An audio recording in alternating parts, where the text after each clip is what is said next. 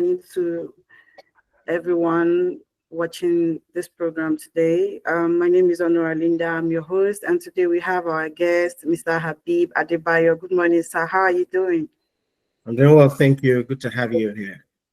Okay, so this is Geeky Nigeria, and welcome to today's interview with Mr. Abeeb Adebayo. For quality content and publication, visit geeky.com.ng for more, and that's where we'll be publishing our interview with Mr. Abeeb Adebayo after all is all done.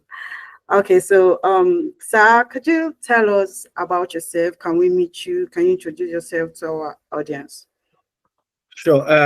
Thank you for having me. It's a pleasure to be with you guys.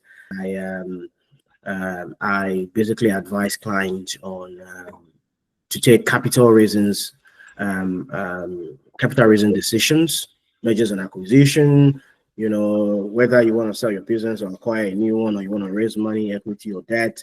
That's what we do. I've been doing this. I started my career through a summer internship that I did while I was in uni with one of the global banks in London. After that, I moved on to do private equity investing in Africa, in Nigeria specifically. And then I was able to, put some money to work, invest in some businesses, and also manage some investment as well. So, but currently I work as a director at the U.S. boutique bank, where I lead Africa focused transactions. Thank you so much for that introduction about yourself. You've achieved so much feat that I'm very sure that was a very brief introduction about yourself. So can you please give us a little look at your educational background? Educational background, sure. So so I finished from University of Ilorin. I did my bachelor's degree with University of Ilorin. I studied accounting, but before then, I had gone to um, Lagos Polytechnic. I also studied accounting there. Um, I deliberately chose accounting because of my passion for numbers. Because of I just from a very young age, I saw myself as a kid that would love to become an accountant. Um, but the path changed after I finished my university, and I decided to go into investment banking profession. And then after that, after my university, I think about 3 or 4 years ago, I decided to do a master's from a university in London, Brunel University in London. And basically, that also enabled me to improve my skills, improve my knowledge, and also learned about what is going on in the world of finance and investment. And particularly at the time, I did this course at the time when during COVID period. So there was a lot of impact on businesses and all that. So the masters allowed me to look at how this was affecting businesses globally, how supply chain disruptions was affecting businesses as well, how, and what to expect after COVID. So that really helped me at that period. And so, for now, what I just do is I would love to continue to further, maybe perhaps take on other courses in finance, just for us to improve ourselves. As they always say now, you have to upskill yourself to be able to stay competitive and know what is going on in the world of finance generally. So yeah, in summary, I studied accounting at University of Ilorin, and I have my business master's in business from Brunel University in London. Okay, so I can imagine. I'm just imagining how it was, studying during COVID because everybody was at home, and nobody could relate with people. You had to be some feet away from people because of COVID. So, can you just tell me your experience on how that was? How you studied during that period? Was it through virtual classes, or you guys had in classes with lecturers? So COVID changed everything for us. It was everything became digital, everything became online. I can remember that I was doing my classes, while in Nigeria. I was in Nigeria at the time and I was in classes in London. It was the first time we had to join Zoom classes. A lot of lecturers at the time didn't know how to use Zoom uh, actively, because you had to write on the screen or share one or two things on the screen, and it was a struggle, not just for them, even for us as students as well, because that was about the time when Zoom became a thing. Before then, we used to do Skype and all, but COVID came and Zoom became the trend. So it was pretty challenging, but it's something that we quickly adapted to. Even the way we did business became digital. We no longer had to go to office every day of the week, and so we was was pretty helpful in that regard. Um, and since then, since COVID, I don't think anything has changed. Right, things have continued to go that path. Look at this interview now. We're having this interview.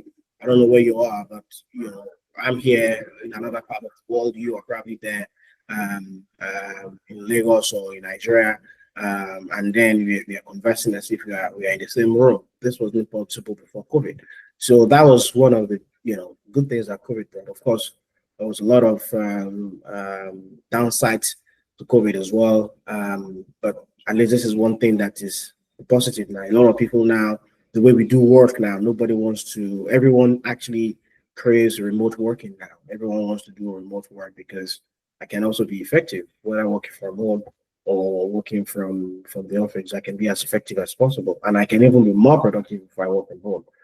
Although some people will not agree with that. Some employers will not agree with that. Um, but yeah, same as studying as well. Even till now, we still have people that go to classes online, right? As you register for your program, for your master's, or for your undergrad, you will see schools are now making provisions for you to be able to join classes online. That is part of the things that brought to that COVID, and I think it's going to stay on for a long time like this. Okay, so I would like to take us back to the very beginning. Like you said, you studied accounting in Unilorin. So I'm thinking, that was what kickstart all this. So I was wondering, how was it like studying in Unilorin, and what motivated you into going into accounting? My best. That's like Better by Far institution. It's a school that I would definitely recommend to any parent out there that are looking for invest in Nigeria for their kids. It offered me the best that I think I could, because I had gone to university before, an institution, a high institution before, Lagos Polytechnic. And also, try to get into maybe some universities in Lagos or in other southwestern part of Nigeria before. But when I got to University of Ilorin, it was more welcoming for me, particularly how supportive they were to my dreams. At the time, I was going to do a summer internship in London, but and then I had the school up to the vice chancellor level, supportive of me to go for this thing.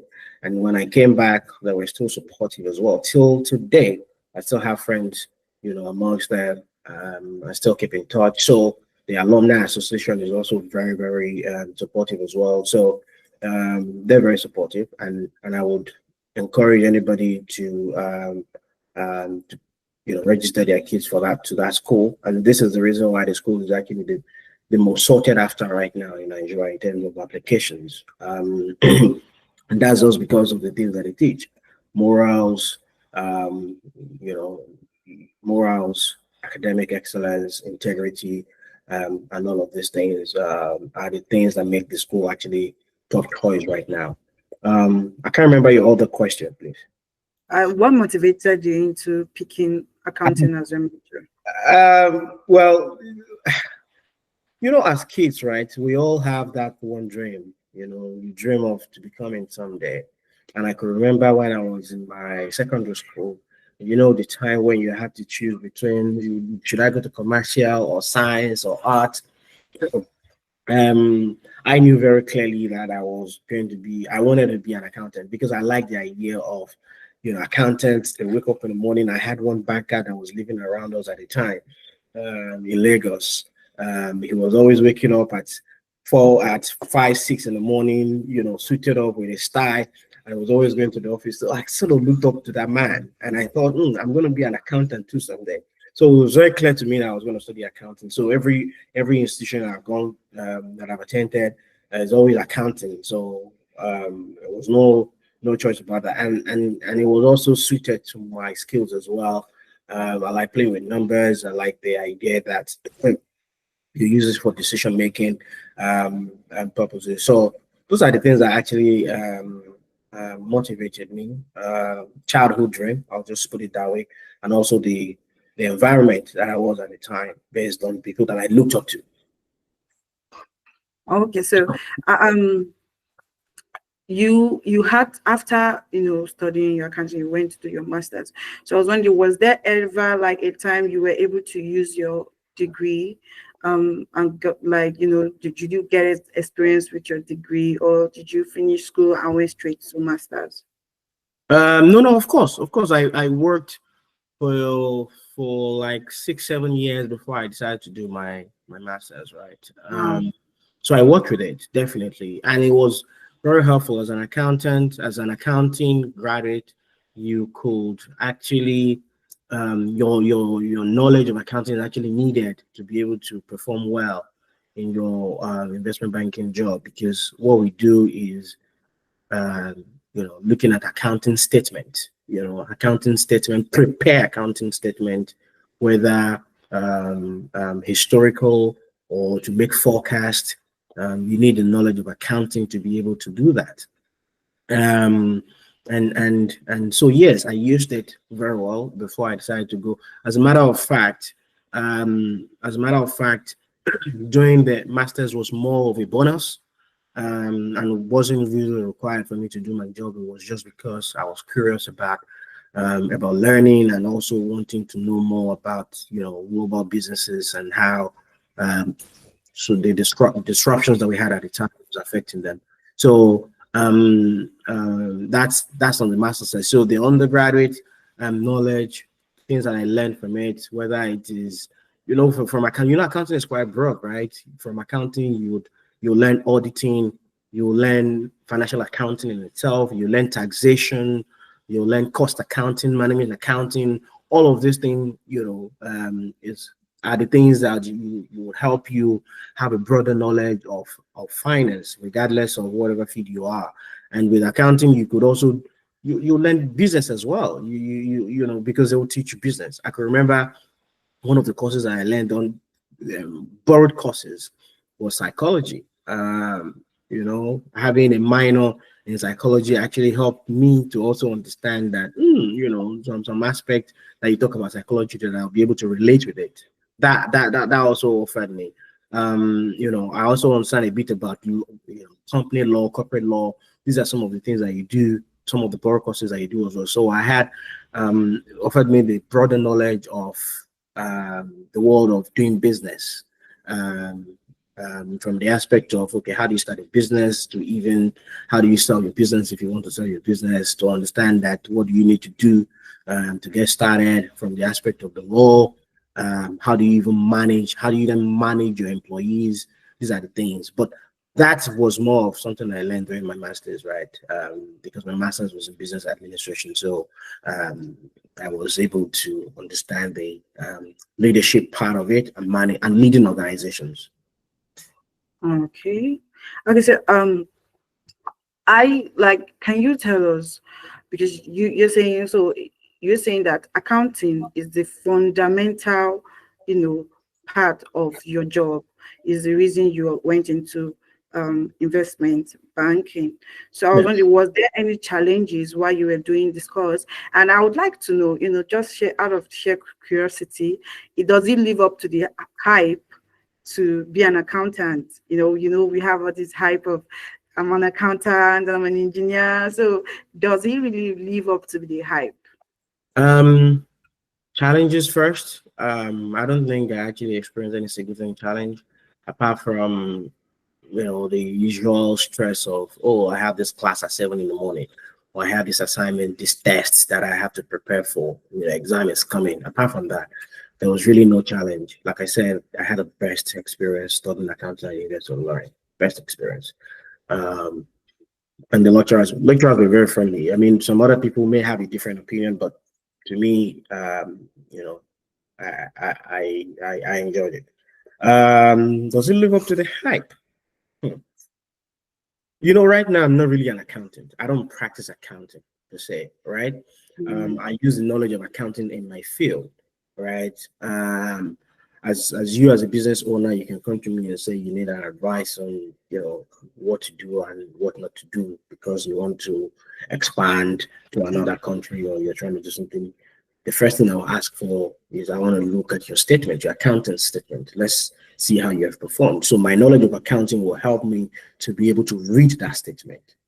And would also help me to say, based on your historicals, okay, let's prepare forecast for you. Let's prepare, let's do what we call financial modeling, and that's why I'll then look at it and say, okay, based on that, I think your revenue is going to be this, or your balance sheet will look like this going forward. So I need the knowledge of accounting there. But trust me, if I was practicing accounting as a full time, where I was an in-house accountant or I have my own firm, accounting firm, definitely it would be it would worth the hype, if that's a word, because I have friends that are full-time accountants with all these big four and all of that, um, and they're doing very well for themselves. If it wasn't living up to the hype, I'm sure the course would have phased out now. Nobody would want to go to university to go and study accounting, but accounting is still one of the most sought after course in universities today. If you go and look at maybe JAMB application, look at the highest courses that people apply for. Accounting is one of those. However, you don't just get in if you apply because it requires a lot of numerical skills. It requires you to to think. It's beyond your usual. Okay, I cram, I put it down. No, accounting is beyond that. So you don't really have a lot of people being accepted into that course because the stakes are really high and the requirements is the standards are really high. So but what universities are doing now is to mix accounting and finance together because they're interwoven. All right, as a finance person, you need to have the knowledge of accounting. As an accounting person, you also need to have the knowledge of finance. They're two different things. They're two different fields. Investment banking is more finance than accounting, right? Because I'm taking financial decisions, or those very close to accounting decisions. While accounting decisions are related to the past, for example, how much did we spend last year? How much did we budget last year? How much did we spend? That's accounting, right? But finance decision is how much do we plan to spend next year?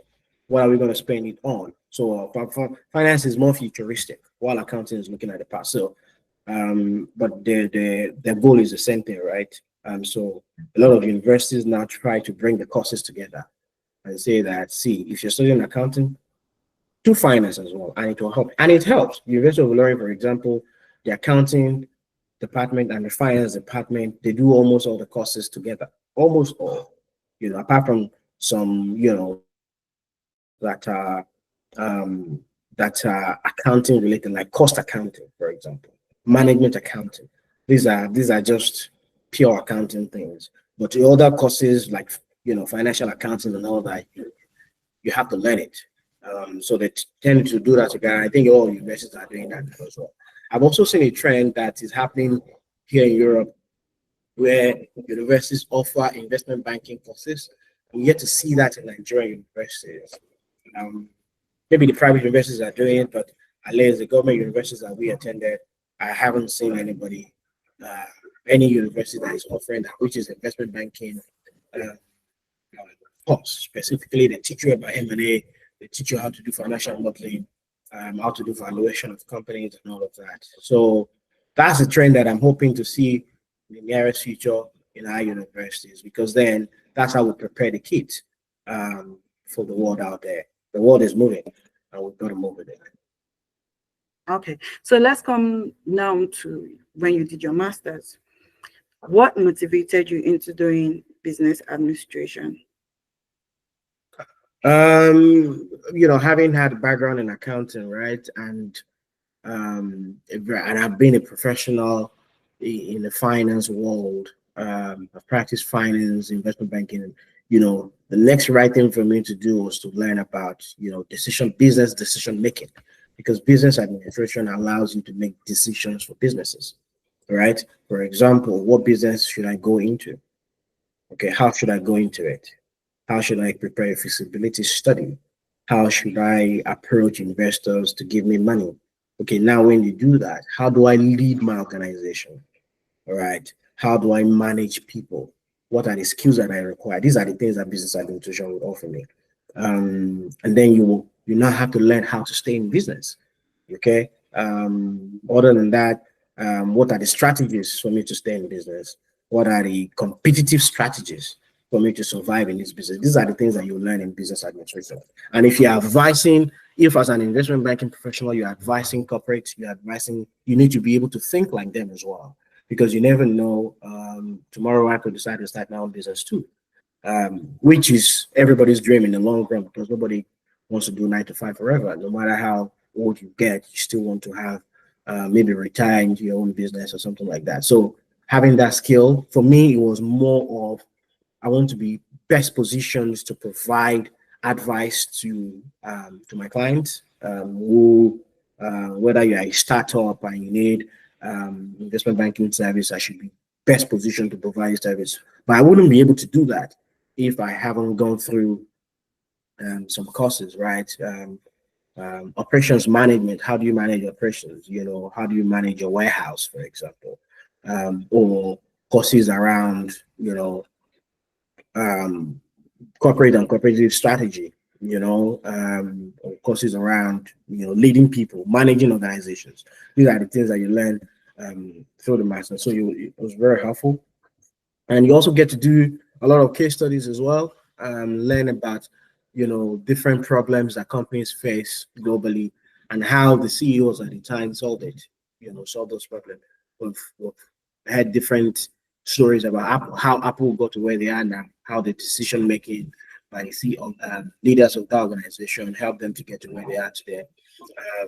You see how businessmen, like investors, like Warren Buffett, how they make that decision and all that. So you get to read a lot of case studies, and it's very helpful so far. From all the companies that I advise, from all these decisions that they tend to make, it's easy for me to pick up a case study from what I did during my masters and apply it to them and say, okay, let's work on this, or even just general strategies, such as one day doing a personal analysis, which is a analysis that you do to understand the political environment, environmental, social, all those kind of analysis that you do before you can venture into a business. So these are some of the things that thing will teach me.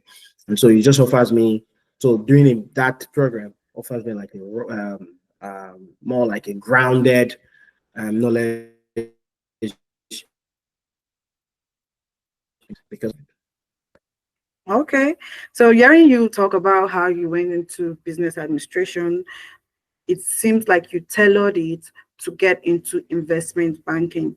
So, which brings me to the $1 million question. How did you get into investment banking, seeing that you did accounting and then you're doing investment banking? So, how did that work out? I think mine was okay. Let me tell you my story. When I finished my accounting program, my diploma program at Lagos State Polytechnic in Lagos, I was able to work with a discount house. Discount house at the time, we had 5 discount houses in Nigeria at the time that were licensed by the Central Bank of Nigeria. And what they did was they acted as intermediary between the commercial banks and the Central Bank of Nigeria. So if it's the Central Bank, for example, wanted to do like an open market operation transaction, they want to reduce the money in circulation, or increase it at the time, instead of relating directly with the commercial banks, the discount houses were like intermediary between them. So the commercial banks could go to the discount houses to borrow money um, for like a short-term trading and all of that. So that's what the discount house is. So I was able to work in that, and the partner I was able to work in was institutions and banks would come to actually borrow some money. And so that was my first exposure to investment banking, because that's also investment banking. It's capital raising and fundraising and all. And so that experience that I gathered there, I worked there for like 8 months before I went to University of Loring to do my accounting program fully. And then I was in school, in university someday, and I heard that Bank of America was coming to Nigeria for the first time to hire a student. I was lucky, which is what you read in the in the Unilorin announcement.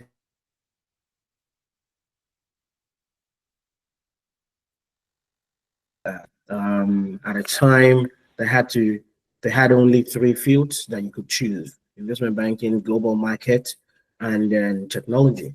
Um, I looked at my field and my strength, and I thought investment banking is just the right for me because I'm already studying accounting. You know, as investment banking person, my skills are more tailored here. Global market, is people that do sales and trading in the market, right? Not really too keen about selling. My mouth is not that sweet, so I'll not be a good seller. Let me just go and sit down and be crunching numbers, and that's how I, entered investment banking, and that's what I've been doing since then. So my entrance into it is more tailored towards, okay, I want accounting.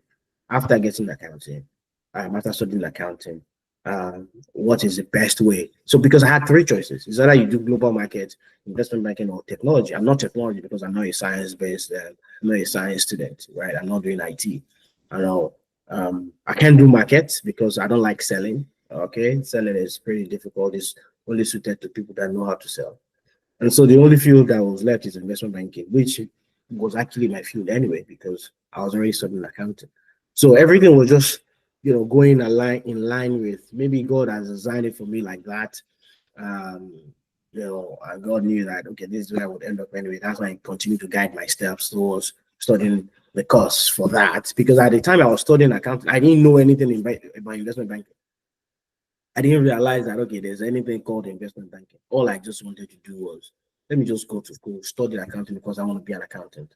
But then, as God would have it, before I even finished studying accounting, something called investment banking became a thing for us. It came to our campus, I applied, I was one of the students. So, and that's where I find myself today.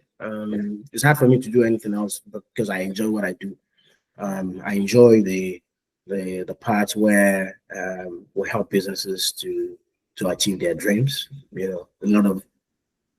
lot of businesses that we have helped to raise money, to expand their location, to grow their business. So and we will continue to do that as long as we have life and the market allows. Actually, It does sounds like God has a special place for you because everything you're saying is just going one step at a time. You're just taking it and going forward, and I'm happy for you.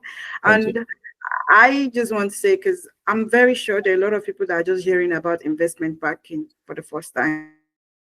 So Well, can you please tell us what is investment banking? What is it?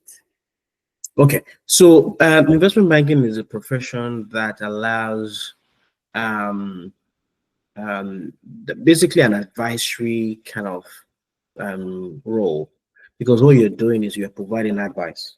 Okay, and I'll give you an example. If your company, company A, wants to is based in Nigeria, and they think that, okay, we want to now move to Ghana, want to expand to Ghana, they can't just do that themselves. They need to go to an investment bank who would advise them on the best way to do it. Is that okay? Should we just go organically or inorganically? Should we go and establish our branch in Ghana? Obtain a license, register a company there, and just start. That means we're starting afresh in Ghana. Or should we look for a business that is like our own to buy in Ghana and bring them on board change their name to our name because they already had the customers, they already had the distribution, they have the whole channel and everything, and then just continue from there. So they need an investment banking to help them with that, and it is our job to advise them, help them do the analysis uh, for that. And also, apart from that, I'll give you another very clear example, right?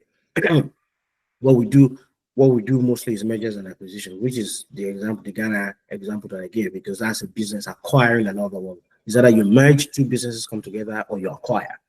Um, the acquisition part of it or the merger part of it is what you would see in the Nigerian banking space. Some of us may may remember the acquisition, the merger of Access Bank and Diamond Bank. You may call it the merger, you may call it acquisition, depending on how you see it.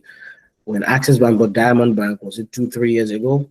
Everybody was surprised, right? You were looking at it, Access Bank, Diamond Bank. That's why some people, when you hear that, what bank do you use? They're using Diamond, they don't tell you Access Diamond, at the time, because that's because Access Bank and Diamond Bank had already merged.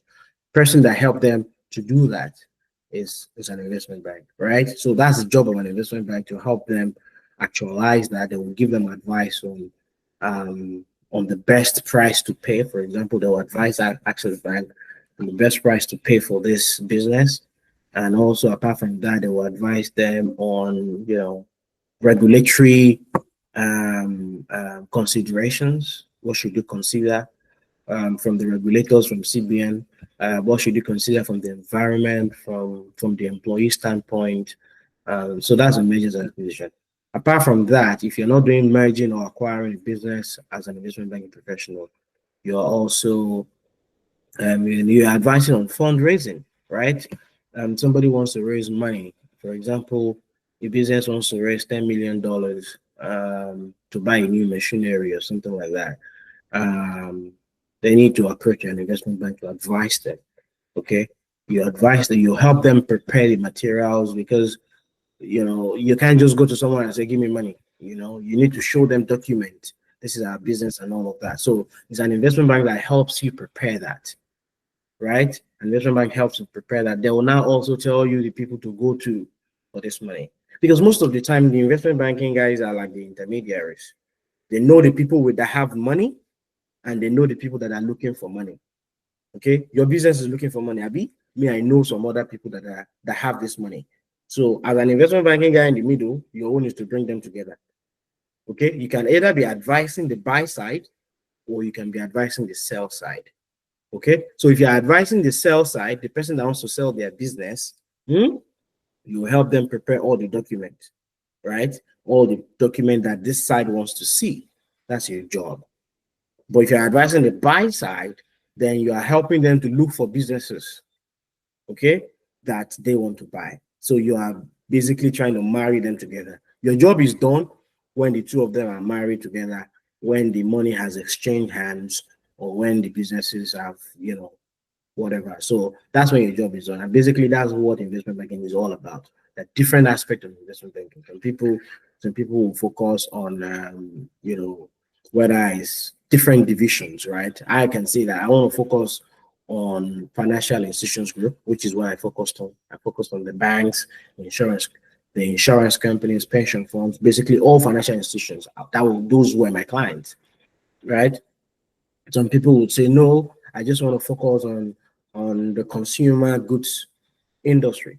So, an example of that would be maybe PZ Cousins in Nigeria, the likes of maybe Dangote will probably fall there, Dangote Sugar and all that will probably fall in that regard.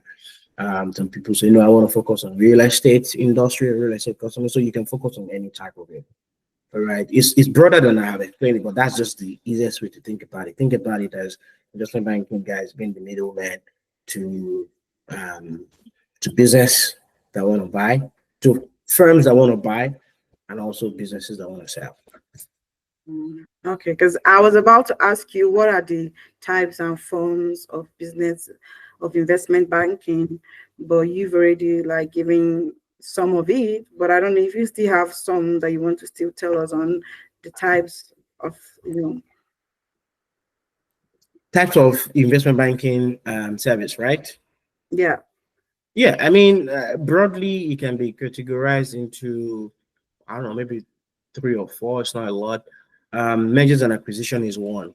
Okay. Mhm. Don't forget, I've been mentioning that because it's like the biggest thing, mergers and acquisition. Um, you also have leverage finance.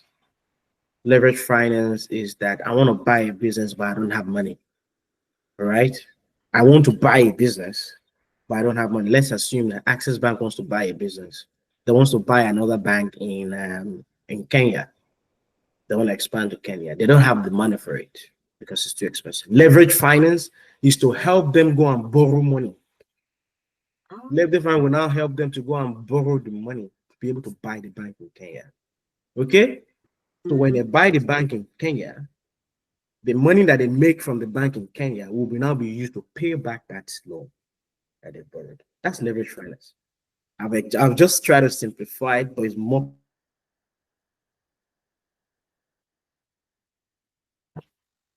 mergers and acquisition. Mergers and acquisition, most times I have the money, right? I'll just buy the bank. Do you understand? Which, I can also borrow money and buy it back and pay it back on my own. But leverage finance is more like people that actually, I don't have the money, but I help you to go and look for the money, then you pay it back. There's also the capital markets aspect of things, equity capital market, for example. If you can, a business can decide to want to raise money from the capital market. What is a capital market? And that's divided into two, equity or debt, right? You can decide to say, okay, I want to start my business. You, Linda, can say, I have a business I want to start, but I don't have money, right? So you can go and borrow debt from the capital market, debt from the capital market. Or I have the money, I don't need to borrow from anybody. Then you use your equity, the money that you have saved in the bank. That's your own equity. Then you go to equity capital market. Now, as that's just the simplest way to think about it. But you see, as time moved on, as things evolved, a lot of these transactions, a lot of these capital raisings have now been formalized and structured properly, such that you can go and raise money from the public. You can go and raise money from the public, which is now what we call the market for capital market. It's like going to Oyinbo market in Lagos. I said, everybody, I want to raise money, come and give me money, something like that. Now, so you as a business, you can go to the equity capital market, which is then you raising money in two ways, whether through what we call the initial public offering, IPO, or through the first time that you raise money from the market like that is an IPO. Subsequently, it's no longer an IPO. So now you, Linda, you want to start your business, you can say that, okay, I want to start raising money from the public now. Then you go to the market, you go to an investment bank and say, okay, I want to start raising equity from the public.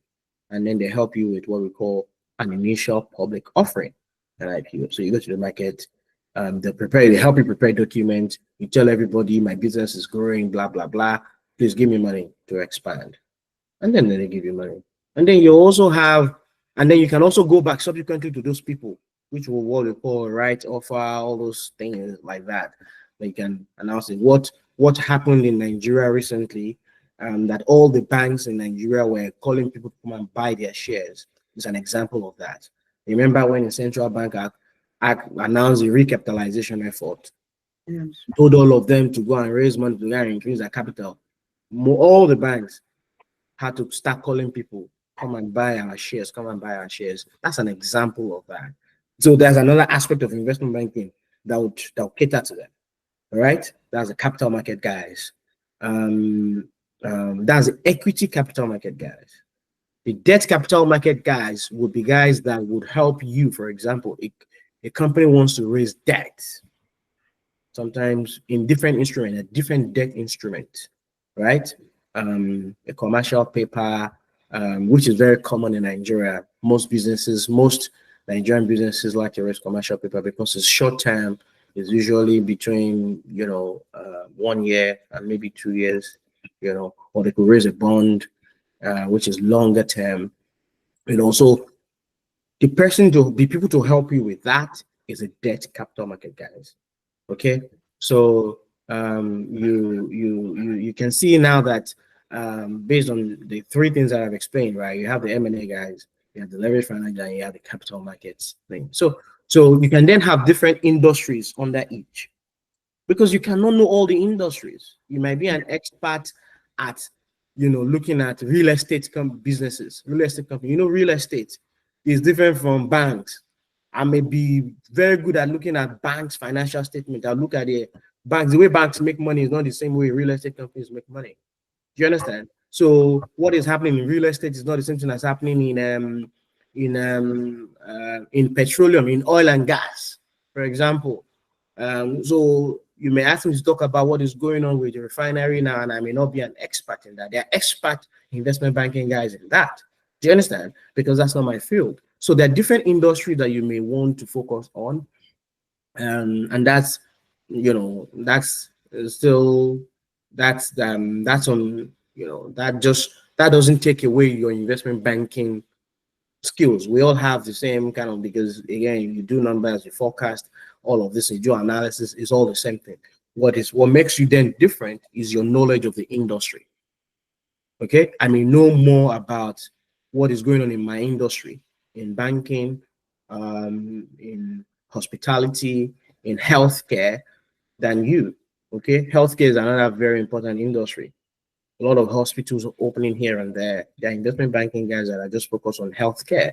They know more about that industry than someone like me would do, because I'm not really focused on healthcare. And they are generalist investment banking guys, which is some of what I do now, right? I look at all industries, whatever transaction. I'm currently looking at, two transactions in football, right? In football, right?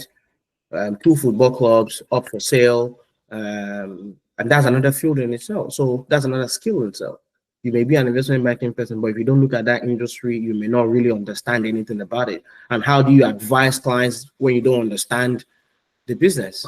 So the industries may be different, but the skill set required is all the same. Okay, so I'm trying. I think I'm going to put you on the spot. I'm so sorry for doing that, but I would like you to let me give you two scenarios. Innocent, since I am coming from the perspective of Mr. Adebayo, the generalist. So Okay. let's say Innocent moved their headquarters from Nnewi, Nigeria, to Ghana, and there are rumors that is going around saying they want to come back to Nigeria. So, what would you be if you were their investment banker? What would your advice be, given the differences between both countries? What place is going to benefit them the most to stay in? And if someone, let's just say that's a big company. Now let's talk about an individual that wants to start up a business. Let's say they want to go into publishing, making comics, and they probably have an idea of how big they want it to be. After a while, they want it to be like Disney, let's say, or maybe do things like Marvel or something like that. So what would you, and they don't have capital, like you said. So what would be your instructions on what people or what banks or what places would you advise them to go get the money? Okay. So the first question, I would not like to, because this is public and it's probably gonna go viral or something like that. I would not like to mention any company's name personally, Okay. especially when it comes to this kind of strategic decision. If this is what bankers do for money, do you understand? They offer advice. So Uh, calling okay. calling names, Give you providing. the free advice. You understand? It may Uh, not be ideal.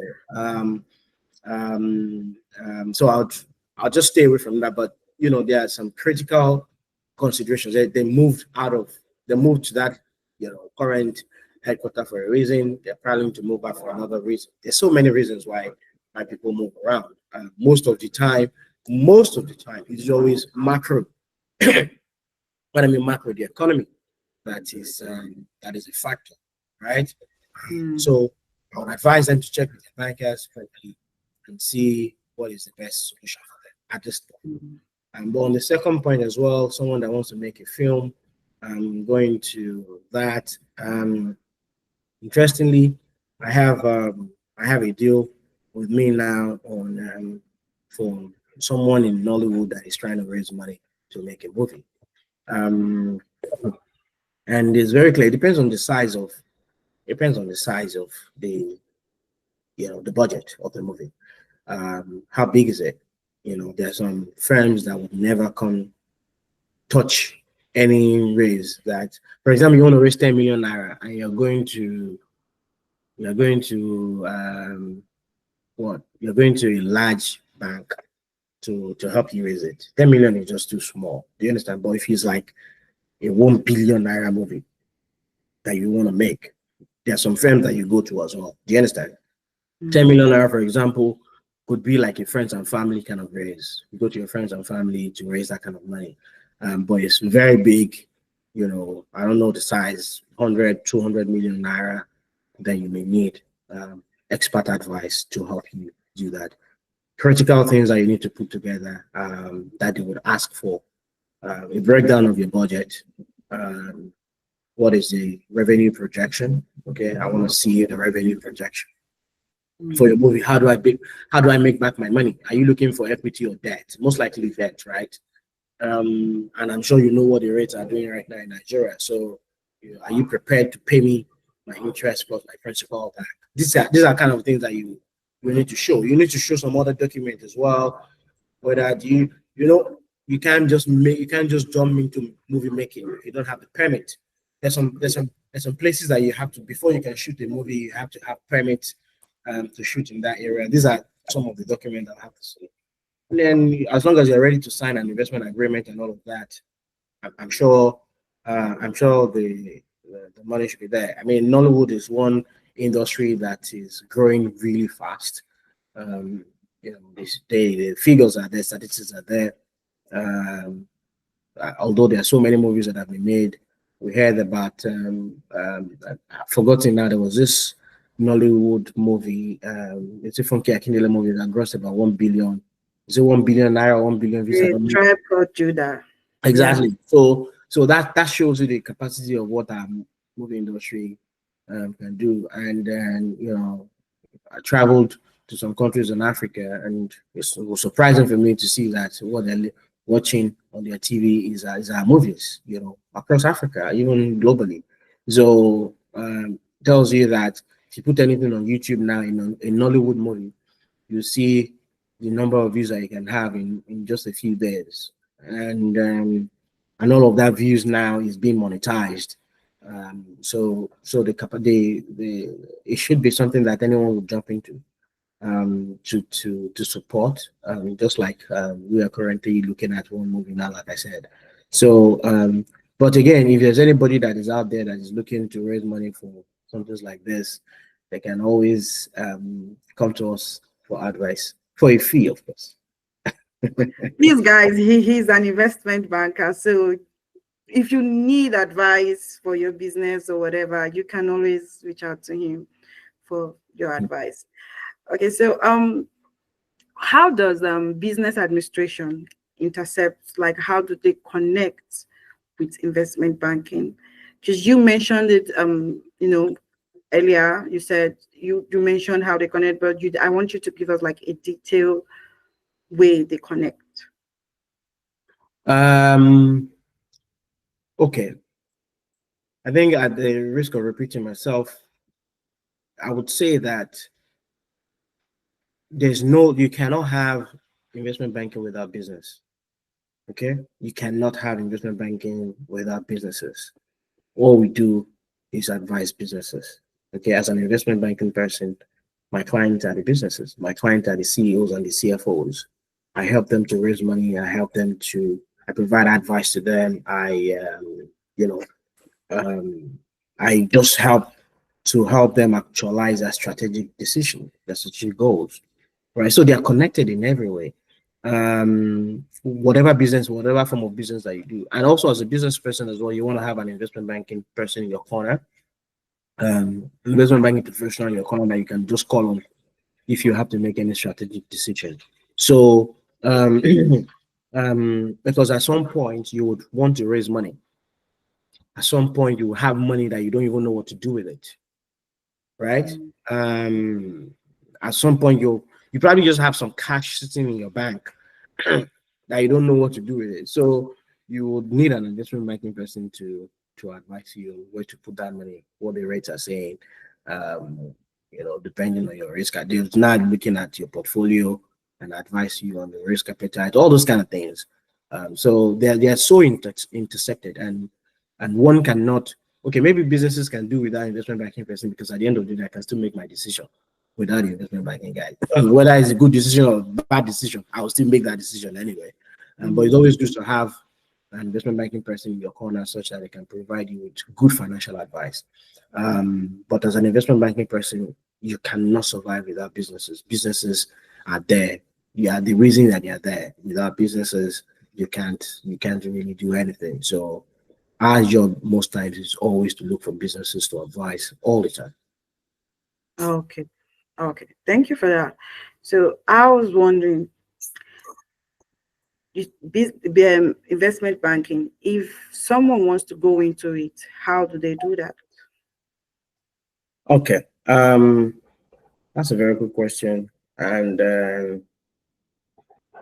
I'm happy to actually talk about that because that's I'm passionate about that. Um, for you to go into investment banking, you need to be convinced that it is what you want because it's not as sweet as we say it. It's challenging, it's time consuming, it can be draining, it requires a lot from you in terms of attention to details. You must have some sort of numerical background, even though you don't you don't have to study accounting, right? You don't have to study finance. You can be an engineer and decide. We have a lot of science people in investment banking. As long as you're smart, as long as you are um, as long as you have passion for it, you can always go into it. But the best way to go into it, if you're still a student, is to go through an internship, which is what I did, right, while I was in school. So it was easy for me.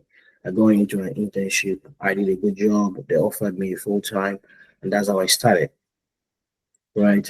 Um, but again, if you're no longer in school as well, whatever field that you are now, you just need to demonstrate that um, you have the passion for it and you have the skills for it. Because it's easy. They do training for people, but it's easier to train people that already have some sort of knowledge about something, right? I can't I can't call you Linda and start teaching you about accounting financial statement from the scratch if you don't know anything about it because I have job to do. You come to my office, you're working with me, but you don't even know how to read it. Read an income statement. How do I explain that? Do you understand? So you must have some knowledge about it, which is what is going to make it easier for me. So if you have gone to school, if you probably finished school and you are working now, but you're not in any financial, but you will still want to come back into investment banking. I'll say you take up some courses online, a lot of courses online, whether it's on Coursera or Udemy or all those ones that people buy online, about financial analysis, even data analysis courses, all those things you can use that to upskill yourself so that you can be well positioned. So that when you present yourself to this folks investment banking, they can easily say that yes, I know how to do this, I know how to do that. Because they will give you a computer and so yeah, start.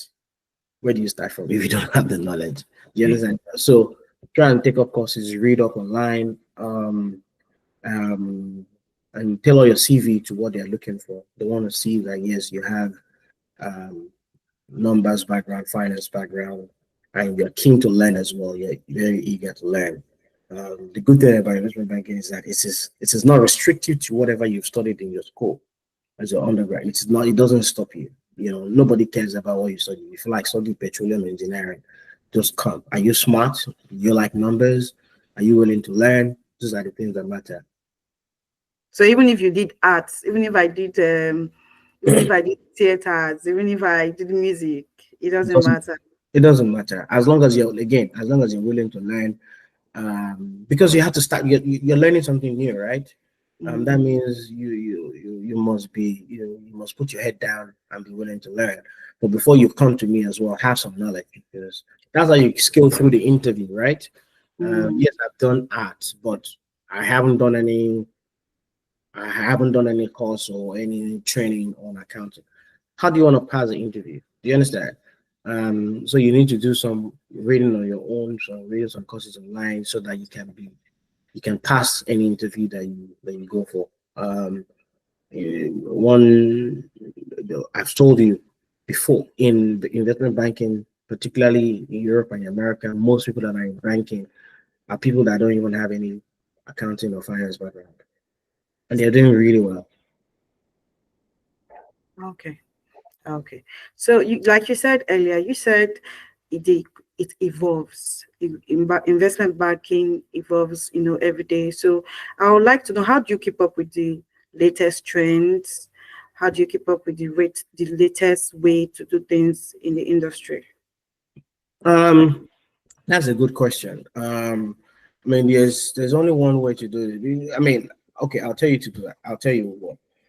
The only way for you to provide meaningful advice to your clients is if you know what is going on in the world, right? So it is important for you to stay up to date. And how do you do that? By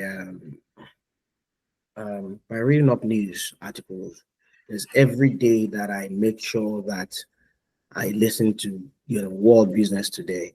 You know, um, try to if you like going through the papers, go through the papers, but at least know what is going, what know what people are talking about, right? Um, if you can, how can somebody stay up to date if they don't like the news? I don't know how people do it.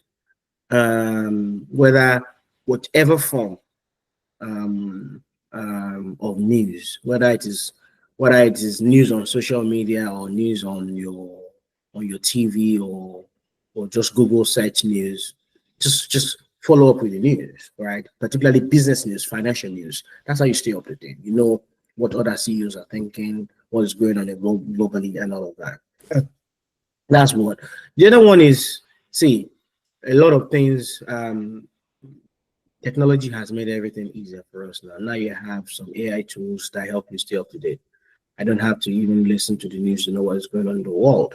Have you noticed that if you put some things on Google search now, it comes with some AI response to it, and that AI response would even help you to know some of the trends in business, whatever field you want to go through. So it's important for you to do that and reading as well, reading articles, reading journals, things about that people have written about the future. For example, the future of automobile, everyone believes is going to be electric, right? Electric vehicle will take over at some point. So what do you know about electric vehicles? What are companies like Tesla doing? What is the competition coming from China when it comes to electric vehicle? How is Africa positioned for that?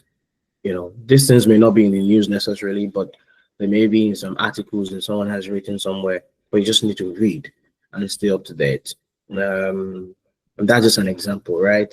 Nigeria, for example, we've constantly heard about um, the fact that we will not have oil forever. The reserve will dry up at some point, the oil reserve. So how is Nigeria going to be positioned for that, for example? How are other countries being positioned for that alternative form of energy? What do we? So these are some of the things that you have to read up. You must enjoy reading because it is when you read that you can actually recommend. All right. You can read, analyze, then recommend. That's what you do. That's what you do all the time. Okay. So I just want to ask, are there any challenges, as an investment banking and banker that you've experienced? If there are, do you care to share it with us? Um, challenges. Challenges. I mean, I usually don't see everything. Um, I usually try to focus on the positive side of things, positive side of my work.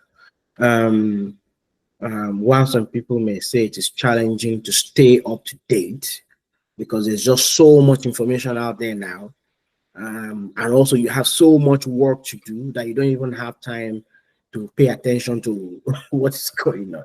Do you understand? Like, I Yeah. have so much on my desk, and I have. How do I even keep up to date? What is going on? Some people may find it as challenging. All right. That's one aspect of that. The other aspect of it is that um, when it is busy for you, when it is very, very busy for you as an investment banking person, you probably would not be able to sleep. You may pull an all-nighter, because you want to get something done. Do you think that all the decisions that all these companies are making comes easy? No, it doesn't come easy. The night before the announcement of a major transaction, the bankers don't sleep. When you see, let's say, um, Dangote refinery, for example, the night before he would announce that yes, he would announce that he's able to take a loan from a particular bank. The bankers there will not sleep now. They will just be making sure everything is right, everything is on point, the numbers are up to date because there's a major announcement coming. Do you understand? The night before Access Bank announced that they acquired or merging with Diamond Bank, the bankers in both banks they did not sleep. Do you understand what I'm saying now? So some people may find it challenging. But the sweet part of it is that you wake up the next morning when the announcement is made, you feel fulfilled. Yes, that's my work out there. When the announcement is made, you feel proud that yes, I did that. That's the beauty.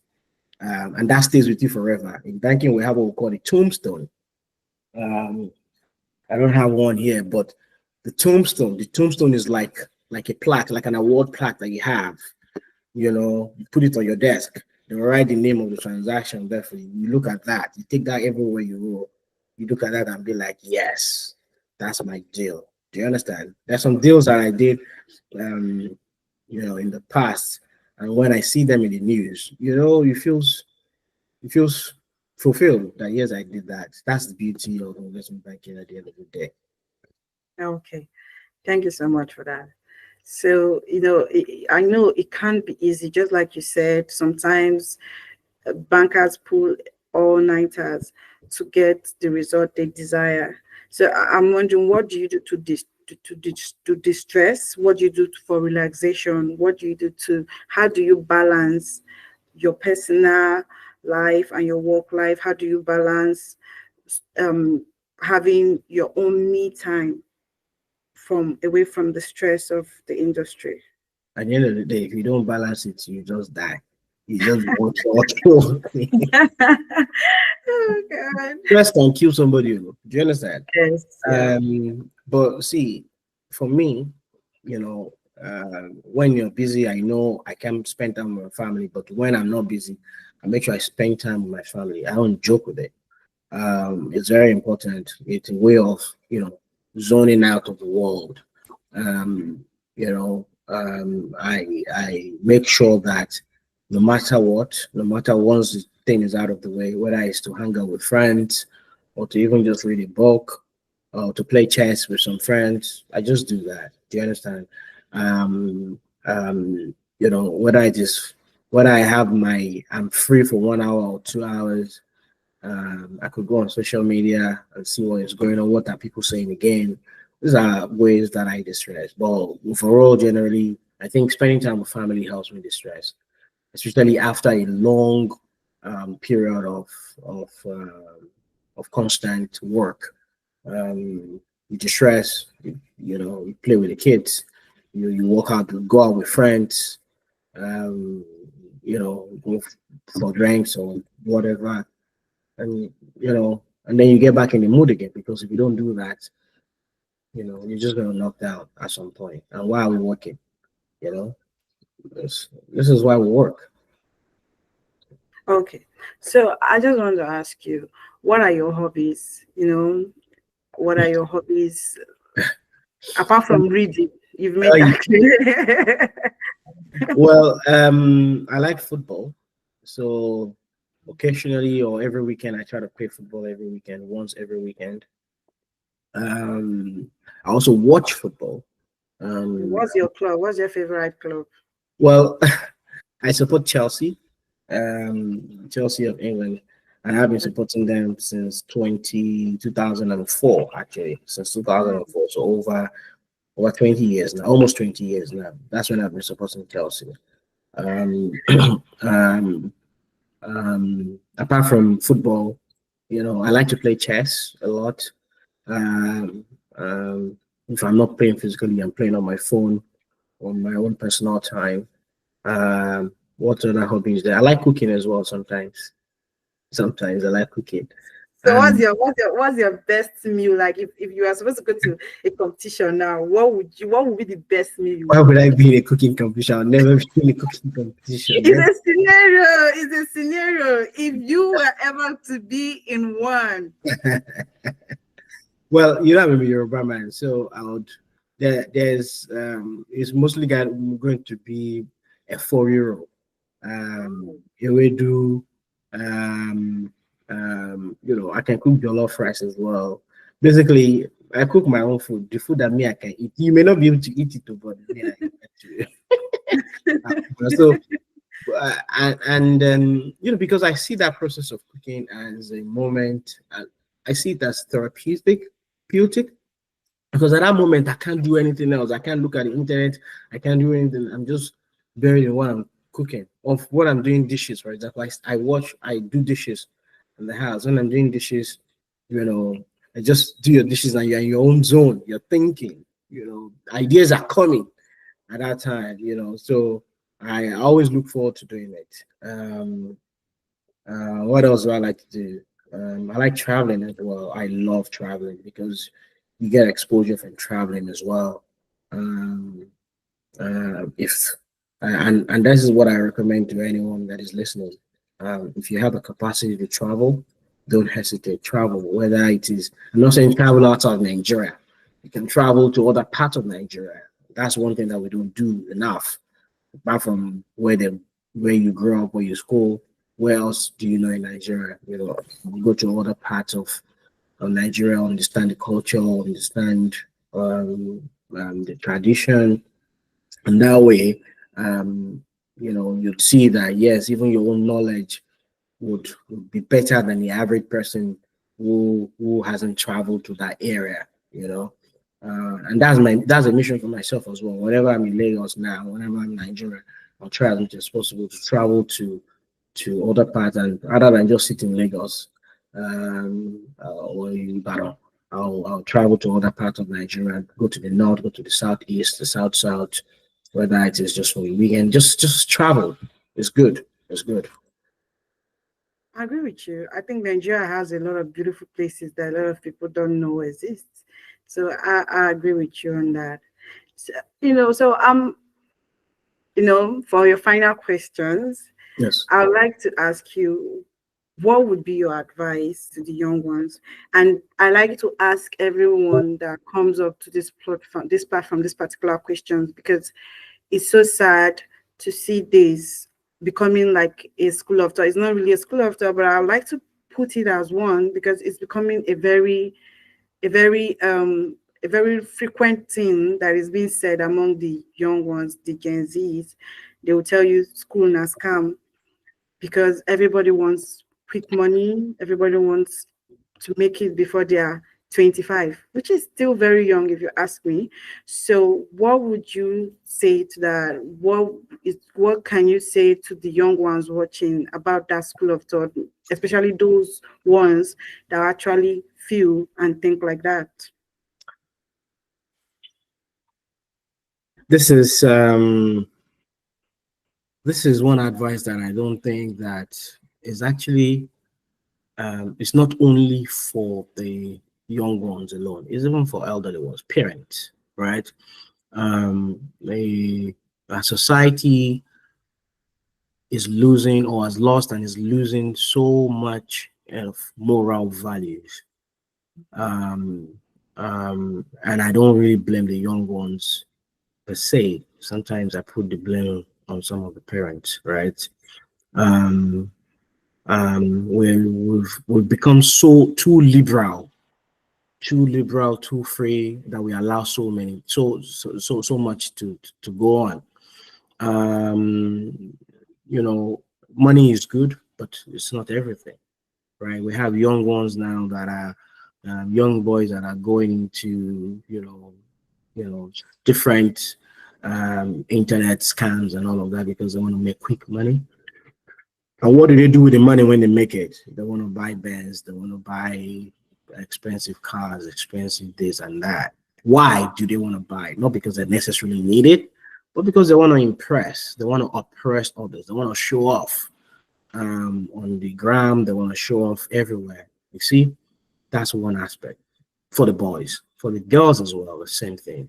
Going into different sort of things that cannot even be spoken about just because they want to make money, not necessarily because you're hungry. You see kids that, yes, they're from their parents are okay, they're not necessarily hungry, but they still want to make more money because they want to be able to buy expensive hair, expensive bags, to show off to their friends. Again, to show off. That's the thing, to show off. Where is our morals? We're losing our morals gradually. Nobody wants to go to school and stay in school anymore. If you go, last time I was in school, I saw a lot of, last time I was in Nigeria, I went to one university, I don't want to mention the name, and when I entered the school, I saw young boys driving expensive cars and all that, which is not a bad thing. Do you understand? But you see, what makes it bad is the fact that it creates a sense of oppression to the others. The others now feel like, oh, mom, me if I got buy this car, me if I want drive Benz, or me if I want to do this. So do you understand? And so because it's not everybody that is strong enough to hold themselves together. Okay, so then they resort to crime, they resort to fraud just because they want to meet up to that standard.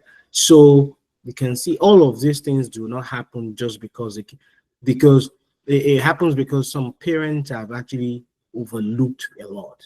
Some, I did not say all, some parents are not really living up to their responsibility, right? But to the kids out there, it's important for you to get education. If you get education, the money would come. And like I said, everything is not about money. You need to think about the importance of your own integrity, the importance of your own values as well, because everything at the end of the day is temporary. What is permanent, all the things that you acquire is temporary, nothing lasts forever. What is permanent would be your own value as a person. If you have now spoiled your name because you want to make one quick $100 or $200 here, you realize that you can never get back your name. But you've spoiled it already. But you see that $100 or $200 is gone, it's finished. But now you've been caught. So why don't you just stick with education, go to school, right? If go to school, get a job when you finish. You say there is no job out there, create a job for yourself, or just be patient as best as you can. As much as they're saying there's no job, people are getting jobs. Do you understand? They're starting companies every day. Yes, there is. I know that for a fact. You can always get a job if you get skills. Even if there's no job, get skills, handwork. Nobody wants to learn handwork anymore. Nobody wants to be a plumber, a teacher, or an engineer or a mechanic anymore. Why? We need to go back to the days where we place value on hard work. You can be a flyboy mechanic. Yes, I'm a mechanic and I'm an auto engineer, but then you're still a flyboy. You can make money from it. There are people that are working in all these auto companies that are starting here and there in Nigeria. You can be a flyboy, carpenter. You can, even as a girl, you can be a fashion designer, and then you become the best in Nigeria.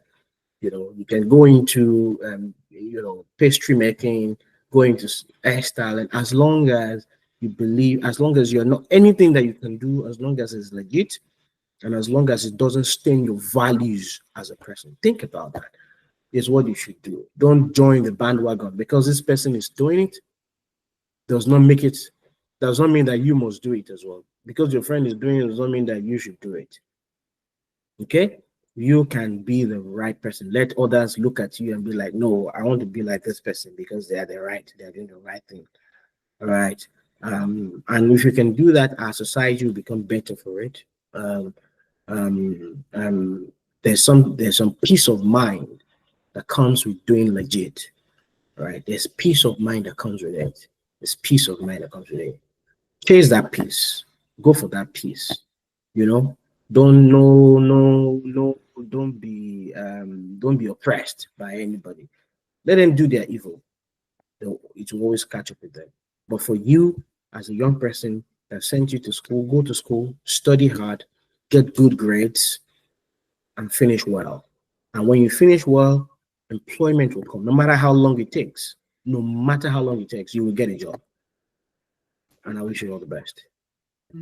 Thank you for that.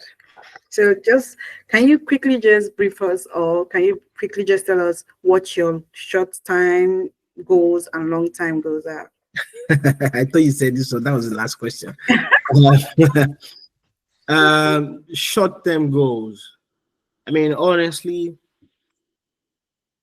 because of where I am now in my career, what is important for me is to continue to grow and, you know, support the people around me, support my family, support my friends wherever I can. Um, there are goals there. There are goals that I set for myself many years ago. Those goals still stand. One of them would be, okay, how can I contribute my quota to helping my country, to help Nigeria? How can I? A lot of people would say that, you know, Nigeria is finished, Nigeria is that, but there's still some of us that do not believe that. There's some of us that believe that part of the problem that we have is leadership. Um, and if we can, whatever we can do in any form, whether it is political leadership or business leadership or religious leadership, whatever we can do to help contribute to the development of that country, we will. So it's a goal for me to contribute my quota one way or the other, whether it is by through my skills or through money or through my physical self. I will. So it's a goal that will happen, um, long or short, as long as we have life, it will happen. And apart from that, what is going on right now is there are a few people that I act as mentors to. I'll continue to support them in my own way, to get out there and become something great as well. So I will continue to pray for the country as well, for Nigeria to be better than it is now. For the young ones out there, again, I said this before, you know, just believe in yourself, chase your dreams. If you want to be an artist, go out there and become whatever you want to become. I wanted as a kid, when I was in my senior secondary school, SS1, SS2, and 3, I think it was the time I thought I was going to be a movie star. You know, I wanted to go into movies and start acting films. Um, and I did try. I went for one or two auditions, but unfortunately, God did not say it was my path. So I decided to go and read my book and focus on my book. So whatever you want to do, go for it. Don't stop. You know, there's a problem if you don't try. Okay, that's where the problem is. If you don't try and you continue to talk yourself down, you will not get it. But try. If you try, at least you will know that you tried, right? But don't join them and say that education is scam. But if you have not even tried to get the education, try to get the education. Because if you don't get it, 5, 10 years down the line, it will pain you so you don't get it. You look back and feel sad that I wish I had gotten this education, even though you're not using this education to survive, you know, but at least have it. Okay. And And God be with you. Thank you so much. Thank you, Mr. Adebayo. It was fun talking to you. I learned a lot of things, especially about investment banking, and I'm sure our audience learned a lot. Thank you for having us. Thank you. You're such a delight. It's a pleasure. So, thank you guys for tuning in with us today again. See you next time. Remember, it's Geeky Nigeria, and for more quality publications and content, visit geeky.com.ng. Thank you guys. See you next time. Bye.